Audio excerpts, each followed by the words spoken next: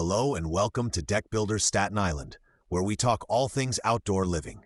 Today we are covering common deck mistakes homeowners regret and how you can avoid them on your own project. These are patterns we see again and again when we inspect older decks or get called in to replace failing structures. The first big category is structure. A deck can look fine from the top, but be weak underneath. Undersized posts, not enough footings, and missing hardware can all lead to wobble and long-term movement. We also see beams simply resting on top of posts without proper brackets, or joists attached with the wrong fasteners. All of that puts more stress on the deck than it was designed to handle. Another structural mistake is poor flashing where the deck meets the house. If the ledger board is not flashed and fastened correctly, water can work its way into the wall and cause hidden rot. That kind of damage might not show up until many years later when repairs are expensive and intrusive.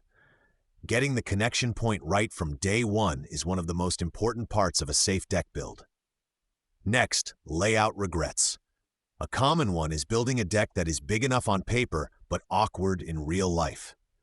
Stairs in the middle of the main surface, handrails that cut through natural walking paths, and tight corners that cannot hold a table are all problems we see. Before building, it helps to mark out the footprint on the ground, place stand-in furniture, and actually walk the space to see how it feels.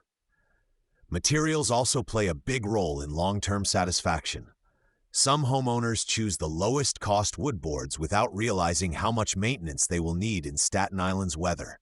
After a few seasons, they find themselves sanding, staining, and replacing cracked boards more often than expected. Others invest in composite decking, like options from Fiberon, but install it over framing that was not designed for the right spacing or ventilation. Both choices can lead to frustration later. Another regret is skipping features that are hard to add later. Built-in lighting, blocking for future rail changes, extra structure for a pergola or roof, and simple outlets for grills or outdoor fridges are much easier to include during the initial build. When they are missing, homeowners either live without them or pay more later to open up finished work. Thinking a few years ahead during planning can prevent that. Finally, some homeowners regret not asking enough questions. Simple things like, how are the beams sized? What fasteners are you using? How is the deck attached to the house? And what maintenance will this material need over 10 years? Can tell you a lot about how seriously a builder takes structure and durability. A solid contractor will welcome those questions and answer them clearly. If you would like help reviewing an existing deck or planning a new one the right way, you can reach Tough Deck Builders Staten Island at 929-323-2422 or visit toughbuildersstatenisland.com to learn more about our inspection, replacement, and new construction services. We build decks from the framing up with safety and long-term performance as the priority, so you can enjoy your outdoor space without second-guessing the structure under your feet. Thanks for listening, and we will talk again soon.